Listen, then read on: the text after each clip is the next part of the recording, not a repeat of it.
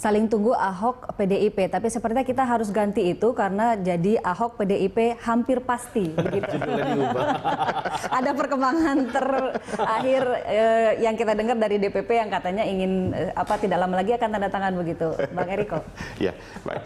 Mbak Ani, saya harus menyampaikan terima kasih tadi Pak Silaban, Bu Rani juga tadi ya dari Jakarta dan juga dari Bapak dari NTB, yang Pak Hoirul ya, begitu dari luar ya Mas Toto ya, tapi memperhatikan.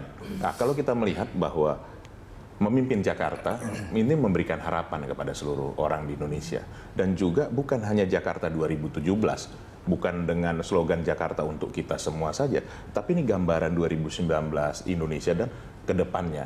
Nah, makanya kenapa Ibu Bapak tadi yang bertanya kepada kami bahwa keputusan itu harus yang terbaik untuk masyarakat Jakarta saat ini, tetapi menjadi gambaran visi ke depannya Indonesia. Nah, itulah kenapa Mbak Ani dalam hal memutuskan itu, kita juga harus betul-betul memperhitungkan hal ini. Kedua juga betul-betul kita ingin dari bawah itu masukannya juga sama. Ketiga juga kita menghargai, nanti kan yang akan berperang di tingkat bawah adalah saudara-saudara kita yang di anak ranting, yang di RW, begitu ya di tingkat ranting, yang di tingkat kelurahan dan di tingkat kecamatan.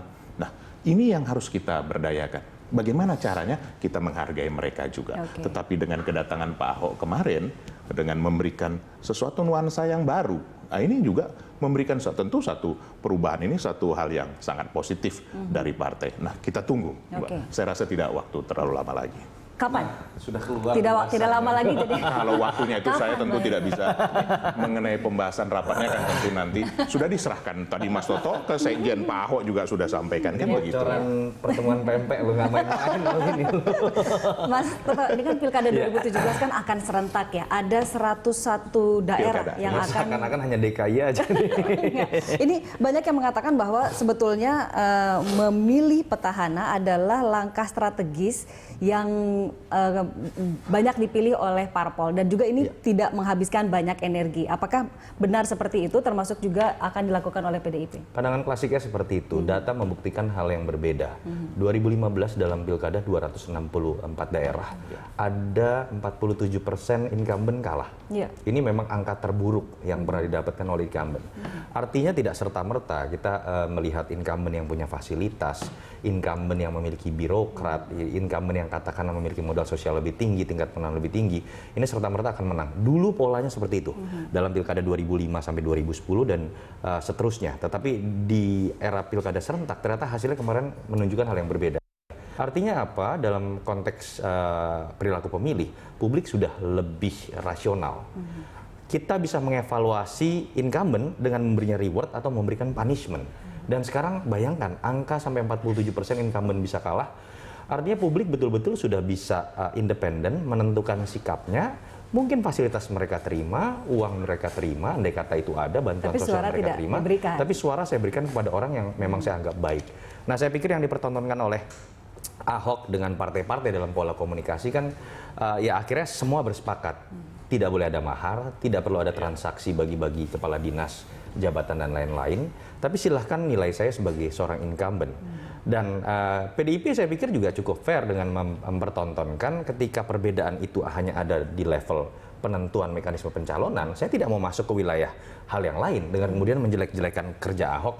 Toh PDIP kita juga lihat bagaimana pasang badan dalam proses menuju hak menyatakan pendapat yang sempat digulirkan oleh DPRD DKI misalnya. Dan menurut saya ini tontonan yang sempat ya balik lagi ya dilihat sebagai sirkus, tidak juntrung arahnya mau kemana. Tapi ketika sudah menuju hampir pasti seperti kata berita satu, orang bisa melihat ada beberapa hal positif juga. Ya walaupun moga-moga hampir pasti ini jangan menjadi sampai pasti. Kemudian mentah kembali dan orang melihat betul-betul ini sirkus politik, akrobat politik semata dari para elit. Oke, semoga yang hampir pasti ini betul-betul segera menjadi pasti ya. Segera menjadi pasti dengan argumentasi yang jelas tentu saja, bukan karena hanya kompromi atau sebatas makan pempek misalnya begitu kan. Oke, sedikit lagi Bung Eriko, ini closing statementnya. Ya. Jangan sampai jadi sirkus politik. Kalau kita betul-betul memang melakukan proses Pilkada DKI Jakarta maupun yang 100 lagi, Mas Toto, sungguh sangat serius. Karena kita tidak berpikir hanya soal PDI Perjuangan, tadi saya sudah sampaikan. Kita berpikir Indonesia ke depan, seperti apa. Apalagi dalam hal ini pemerintahan sekarang kan adalah pemerintahnya juga PDI Perjuangan, dari kader kami juga. Dan tentu hal ini menjadi sesuatu hal yang sangat penting. Dan ini satu pembelajaran yang berharga. Nanti kan Mas Toto, nanti kita bisa lihat apakah kalau ini juga menarik bagi masyarakat DKI, maka masyarakat DKI akan berbondong-bondong ke TPS. Dan ingat Mbak Ani, nanti partai akan dihukum kalau tidak bisa menunjukkan karakteristiknya di dalam menentukan pemimpin DKI ke depan, akan dihukum pada saat pemilu legislatif yang akan datang. Dan waktunya sudah sangat singkat, tahun 2019 nanti. Nah, nanti kita tunggu tahun 2019 karena masyarakat sudah sangat menyadari apa hak dan kewajibannya. Baik, itu dia kuncinya. Terima kasih banyak atas kehadiran dan pembicaraannya pada malam hari ini yang seru sekali dan penuh bocoran sebetulnya ya. Bagi terima kasih Mas Toto, selamat malam.